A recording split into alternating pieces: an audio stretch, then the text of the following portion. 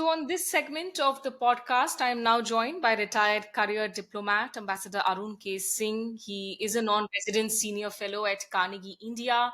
He has served as India's ambassador to the United States, to Israel, as well as in France. He was also a member of the National Security Advisory Board in 2021 till 2022. Ambassador Singh actually has co authored that paper that I mentioned about in the first segment of the podcast on iCET for Carnegie India, along with Rudra Chaudhary and Konark Bhandari, and which I highly recommend that our listeners should give it a read. Ambassador Singh, good to see you. Thanks for finding time for doing Thanks, this. Smita. Thanks for having me. Just before you came in, I was talking to, of course, Samir Lalwani, who joined us from Washington, D.C., about the depth of the Indo-US defense exchanges, also the possible inking of an agreement towards joint production of the GE 414 jet engines in India. But when it comes to the initiative on critical emerging technologies, take us through really the area of activities, the scope, the extent to which they will, in fact, get impacted by this framework that we are talking about. Thanks, Smita. So, iCET is much broader than just defense cooperation or defense exchanges. From my conversations with those involved in this process, efforts for this initiative on critical and emerging technologies started sometime in 2021. And the idea was that these technologies, artificial intelligence, quantum, cyber, 6G, biotech, commercialization of space, semiconductors, and of course, defense, are going to completely transform the way we live, the way we work. And in most countries, work on these technologies is at its very initial stage. So, if we could look at a partnership between India and US in these technologies, even as India was making its own efforts, it would serve to deepen the economic and technological partnership between the two countries. Now, everyone recognizes that there is growing strategic convergence between India and the US. But the economic and technological dimension of the relationship is not quite on the same level. Now, for example, our trade with the US is about $191 billion. But China's trade with the US is $750 billion. So there's a lot of scope for more to be done. So I think it was with that thought, and also that governments can't do it by themselves. Academia and the business community would need to be involved. Then, as you know, India and the US have been trying for a long time to get some kind of a limited trade agreement. I remember way back in 2018, the Indian Commerce Minister and his then counterpart in the Trump administration had said that soon we'll have a limited trade agreement. But it hasn't even worked out by now, because there are existing interests on both sides. And if you try and do a trade deal where concessions are required based on existing patterns of production, vested existing interests come into play and they block the agreement on both sides.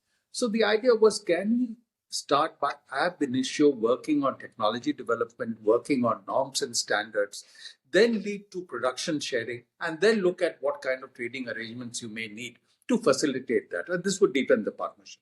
So I think that was the idea. And based on the consultations between the two governments, the Indian Prime Minister and President Biden issued a statement in May 2022 when they met on the margins of the Quad Summit in Tokyo, where they said that they want to now initiate this partnership in critical and emerging technologies. And after that, the two national security advisors met on 30th and 31st January in Washington, D.C., giving a signal that from the national security perspective, they would like to encourage cooperation in these technologies. Now, that was something new, because so far there is a lot of cooperation between India and the US in science, but it is cooperation in science for the sake of science. And then there are diplomatic spin-offs. Now the message is that from the national security perspective, we want to encourage this cooperation. And again, it's important at this time when the US is trying to block on national security grounds technological partnership above a certain level with China. So the business community and the academia in the US want to be reassured, and they would want to be reassured in India, that if this progresses at a later stage, one or the other government doesn't stop this kind of cooperation. So I think it is with that in mind that this has been launched. And again, I understand after the launch in January, the bilateral mechanisms that were set up for different areas have had a series of meetings. And the US National Security Advisor was in India on 13th and 14th of June, and they met his counterpart. And they again held another meeting in Delhi with representatives of academia and business to get inputs on how this initiative could be progressed. So, as I see it, both governments are taking this process very seriously. It is becoming almost like an organizing framework for the bilateral relationship at this stage. And because of the thrust that is coming on critical and emerging technologies, many other partnerships are getting approval. For example, you referred to the GE engine. And in an earlier context, it was unlikely that the US would have approved transfer of technology for the GE 414 engine. But now it appears that they're looking at it positively. I've heard that some other defense startups in India have suggested that some of the initial clearances they've required for getting into partnership with US companies are being cleared in record time in the US system. Again, something that would have not happened earlier. So it's a new framework, a new process, and let's see how it develops. Because this is what I was going to ask you also about what went behind the scenes. You've already given us an idea. Would you say this is actually the brainchild of the two NSAs? Who really is the brainchild of this framework? What are you picking up? No, I think there's been work behind the scenes between the two governments, and I'm sure the national security councils of the two countries, as well as the wider governmental system on both these countries, were involved in that process. Because, entities can play a very important coordinating role. But then the technologies and the specific sectors are handled by different agencies, different different ministries and departments in each country. So everyone has to come together. But of course, you need the leadership, you need the push, you need strong coordination. And from what I see, that leadership and coordination is certainly being provided by the national security councils and the two national security advisors. I asked Samir as to what really led to the change in heart when it comes to the critical emerging technology sharing between the two sides, which had been a thorny issue with the US for the longest time. Of course, he argues that this is not necessarily a business monetary transactional sort of a goal, but as you mentioned, national security. So is it really the elephant in the room, China, that is driving this big change? I think China is not the only factor. So I'll come to the China factor. But before that, the Indian economy is already the fifth largest economy globally.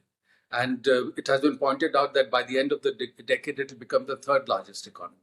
So in its own right, the Indian economy, the Indian market carries a certain attractiveness. Now, going beyond that, if you look at the Silicon Valley in the US, and I have visited there several times, you can see there that Indian origin tech workers, Indian origin tech entrepreneurs, Indian origin CEOs are an integral part of US global leadership in innovation, including, of course, in digital technologies. There are many leading US companies who are employing 5,000, 8,000, 10,000 people in India doing cutting edge R&D work for them. Now, for example, in India, we don't really have a strong semiconductor related IP, but the back office work and technology work for some of the leading companies globally is being done in India. In jet engines, cutting edge design and technology work is being done in India, but the IP is with the US companies. It is people who are doing technology related work for the US companies. So they understand that India brings a certain amount of human capital to the table, which is very valuable for them. And of course, for India, again, this partnership is useful if you want to scale up your participation in the global processes. And people are also talking about secure supply chains. So the US is looking at a secure supply chain structure. Because so far, everybody who talked about globalization just spoke about look for the most cost-effective place for production and cut down costs. Now they're talking about what is the national security dimension. How can you be ensured that it is with friendly countries and you don't see a disruption at a time of tension? as now, for example, many of the European countries are seeing with relation to what's happening with Russia, or during COVID, people saw with respect to supplies from China. So with increasing talk of secure supply chains, I think countries are looking at who are the partners that they believe would be more enduring partners in a longer term context. And US certainly sees India as one of those. And finally, there's the China dimension. China is also doing a lot of work in these critical and emerging technologies. And in some of them, many have pointed out, they're ahead of also the United States. So the US believes that if it wants to meet the challenge from China, then a partnership with a country like India, with 1.4 billion people, and the kind of technical talent that India has, will be very useful for the United States. So I think all these factors come into play, which has encouraged people both in India and the US to explore a partnership in these areas of technology. Just for the interest of the unversed, though, or maybe some young students, really, because there is so much of talk around secure global supply chains, especially, of course, in the wake of the Ukraine war. But what about India's capacity preparedness to be a part of this? We have seen India's position pulling out of the RCEP, the Regional Comprehensive Economic Partnership, in the recent past. A lot of, in fact, diplomatic experts in who held high ranks were critical that this was not done, and this wasn't really advisable. So in terms of the capacity challenges for India to be a part of this global secure supply chain ecosystem that we talk about, where do you find So India? as you can see, India is making a lot of effort to place itself secure, very effectively in the new supply chain arrangements that are emerging. India has worked out a trade agreement with Australia, with UAE. They are in conversation with the UK for a trade agreement with the European Union. So these discussions are certainly going on, and India is also part of the IPEF, Indo-Pacific Economic Framework process, where we are not part of the trade pillar, but we are part of the supply chain pillar. And then within India, an effort is being made to incentivize manufacturing production. We have the Production Linked Incentive Scheme, PLI, which many have argued has been successful in some areas. So, and then a very determined effort is being made to revitalize a semiconductor ecosystem in India. And there are suggestions that there could be some positive outcomes in terms of semiconductor, in the broader ecosystem of semiconductors, enhanced investments in India. So with all that, I think, as I see it, an effort is certainly being made in India to be an important part of the changed supply chain arrangement that's emerging. Because you brought up semiconductors, in December of 2021 is when India actually announced that new semiconductor initiative scheme. But things didn't really move because applications were not cleared by the nodal agency. Of course, recently we have seen India's domestic semiconductor, in fact, lab in Mohali getting an upgrade. What are the kind of key challenges here? Because it's not just a China we're talking about Taiwan, the capacities of Vietnam. So where is it that India will have to give that necessary push to become that serious sort of a player, not just from assembly lines but also for manufacturing units in the semiconductor So, from industry? what I understand, that the government is having very deep conversations with industry. You may have seen, for example, in May, the Indian Minister of Electronics and Information Technology was in the US, visiting both the East Coast, West Coast, talking to companies there. There are indications that some positive announcements could happen, and the government has, reworked the arrangement for companies to apply again for incentives in this. So determined effort is being made, and there are issues related to infrastructure, issues related to water supply, power supply, issues related to taxes, customs facilitation, because it will be part of a globalized supply chain with a lot of inputs coming in, exports going out. So all those would need facilitation. But as I understand it, there is deep conversation going on between the concerned entities and the government. And all indications are that some positive developments should happen. Of course, there are those reports also from Bloomberg, which indicate that maybe, in a related field, of course, that Micron could be looking at a $1 to $2 billion investment in India chip packaging plants. So you do see an increased interest also when it comes to the private US players, especially for the areas under No, ICT. that's right. And so you refer to Micron, no, those reports are coming out. And we have to see what eventually happens. Similarly, for example, in artificial intelligence, many have argued that US companies have strengths in the core technologies related to AI, but Indian companies have strength in application of AI to usage. And therefore, both will benefit by enhanced interaction with each other. And that's something that is happening.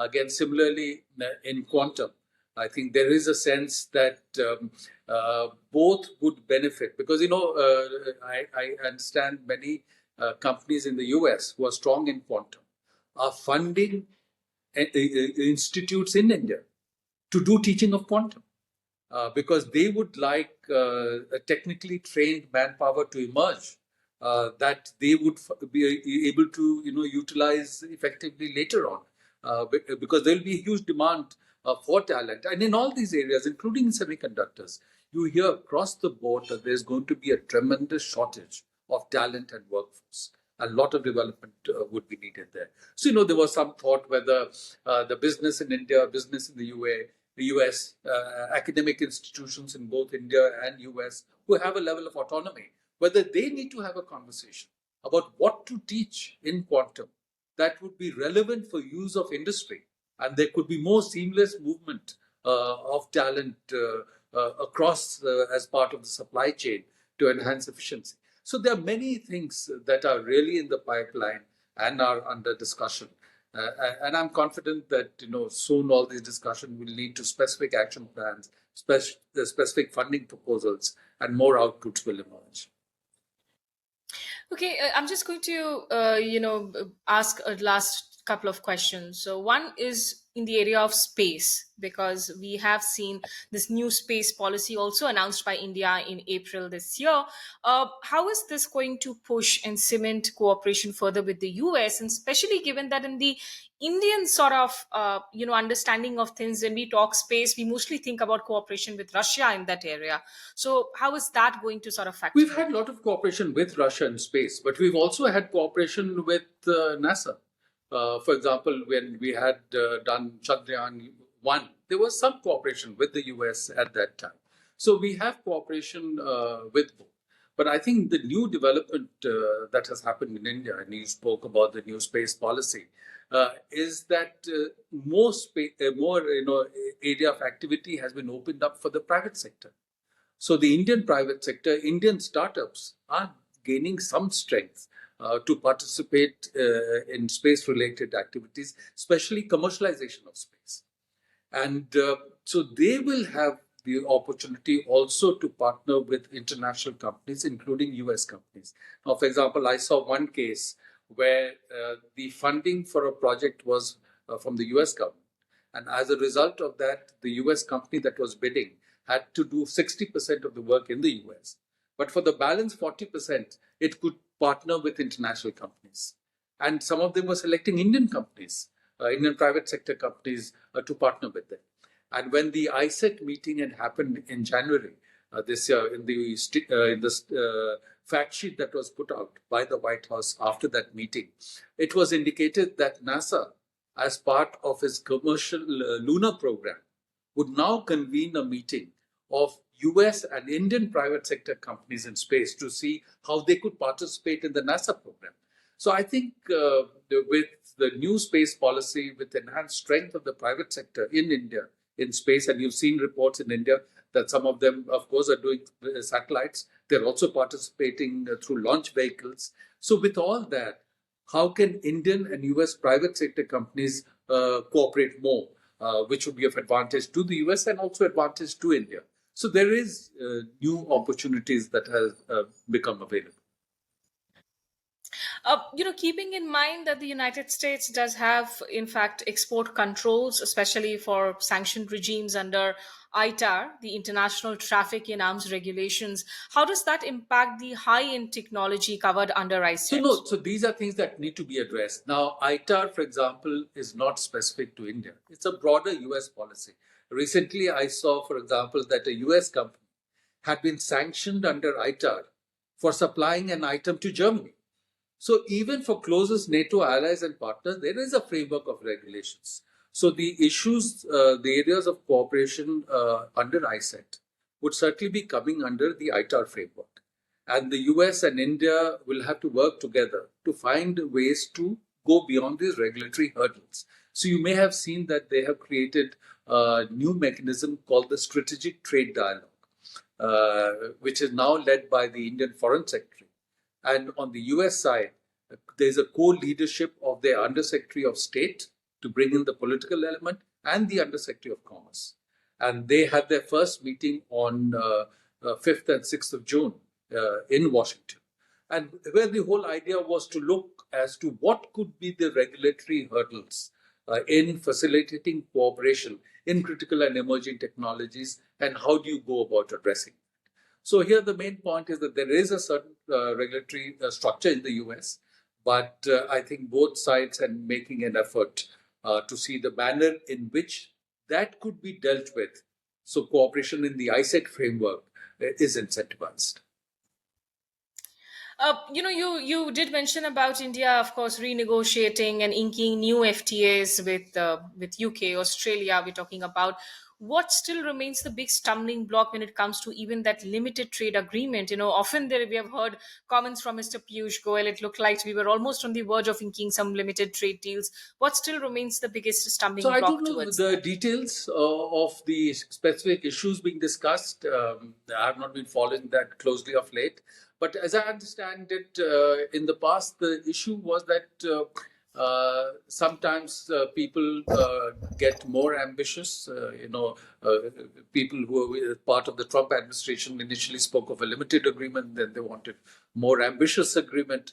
So there could be different viewpoints, but more than that, I think the specific items that were being discussed, there were interests on both sides that were not willing to go along with the concessions that were needed to have that kind of an agreement. So as a result, the idea is to explore new areas of partnerships, new areas of production sharing, and then ab initio see what could be the trading arrangement that you bring in place to facilitate that. As But I end, I'm just Smita, going to just one ask you more point, one. if I mention, even in the US, there's Sure. so much reluctance now to do free trade agreements. I know the Biden Hmm. administration has said repeatedly that given the fact that earlier globalization of production siphoned off jobs from the United States, they have no interest in doing trade agreements until they rebuild the competitiveness of the American worker and the efficiency of the US infrastructure. So they are going through their own journey. Okay, so it's, as you say, that of course it's dragging off maybe on the feet or whatever reasons on both sides too. Just in conclusion, Ambassador Singh, because there's an article which has kicked off a debate, of course, amongst, people who are into foreign policy. Daniel Marque, who's written this article in Foreign Affairs, where he argues that the two countries basically, the shared values have grown weaker. In US now, of course, says that even its democracy is imperfect, and there is that weakening of institutions within India. A lot of, in fact, things that need to be spoken about, and that the shared material interests have grown. Do you see a convergence in India and US today, basically based on interests instead of the entire concept of shared traditional Look, values? on any issue, different people have different viewpoints. You may have recently seen that there was one article which said that the US has made a bad bet on India. And, and then there was Ashley a Tellis follow-up is. article which said that the best bet that US has made in the Indo-Pacific is on India. So different people will have different viewpoints, and that's in the nature of things. But all relationships are based on shared interests and shared values. And the balance can change from time to time. And US has a relationship with many countries. where perhaps the value dimension is not there, is the interest dimension that comes into play. And ultimately, countries look at their national interests. But if you look at the US comments, official comments related to India, repeatedly they talk of shared interests, shared values, and that if there are any differences on issues related to democracy or human rights, those would be handled in the framework of a conversation among friends. And they also acknowledge that US society has its own challenges, deep-rooted racism that you see in the US. So, I don't, all societies have challenges. And the best way to advance is to deal with differences based on a conversation among friends with a sense of trust. Okay, thank you so much for giving us time. But before I let you go, just two quick things for the viewers, for the listeners of the podcast, Ambassador Singh. When you were the ambassador in the US, any anecdote, any background story that you would like to share with us where it really became a diplomatic challenge for you in maneuvering It was things? not so much a challenge, but I recall that the Indian Prime Minister had been invited to address the joint session of Congress in 2016 when he was there on an official visit. And he will be addressing the joint session again, which is unique. Very few global leaders have had an opportunity to address a joint session twice. But even at that session in 2016, I could see the bipartisan support in the US among Democrats and Republicans for the India relationship. And that's something that has sustained over time. And anything that you would recommend our listeners to read on the subject, or something interesting that you may be reading Well, there's otherwise? lots of good writing that has come out of late, and a lot of people have it. But if I can make a plug for my own writing, I just wrote another piece for Carnegie India called "The Modi-Biden Dynamic for the Next Steps in India-US Relationship," where I have pointed out that since 2000, although the India-US relationship has grown because of the substantive convergence, at each stage, the leaders of the two countries, presidents and prime ministers, themselves have pushed for the relationship to go forward. And that involvement has been critical. And you may remember that in 2008, when Prime Minister Manmohan Singh met George Bush towards the end of his tenure, he said two things. First, that the people of India deeply love you.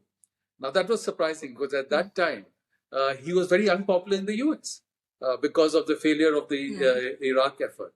But Prime Minister Manmohan Singh went on to say that when history is written, it will be recorded that George Bush played a critical role in changing the relationship between India and the US. And that applies to President Obama, to Trump, to Joe Biden, and on the Indian side, I think Prime Minister Vajpayee, Prime Minister Manmohan Singh, and also Prime Minister Modi. So I have focused here more on the specific roles that the leaders played in pushing through bureaucracies when there was resistance. And I think that's important to study and understand, because even as we understand that, at least in democracies, foreign policies are a process in continuance, but it is that individual style, that push, that does make a lot of a difference. Thank you so much, Ambassador Arun K. Singh. It's a pleasure having you here on Beyond Thanks. Nation and State. Good to be with you.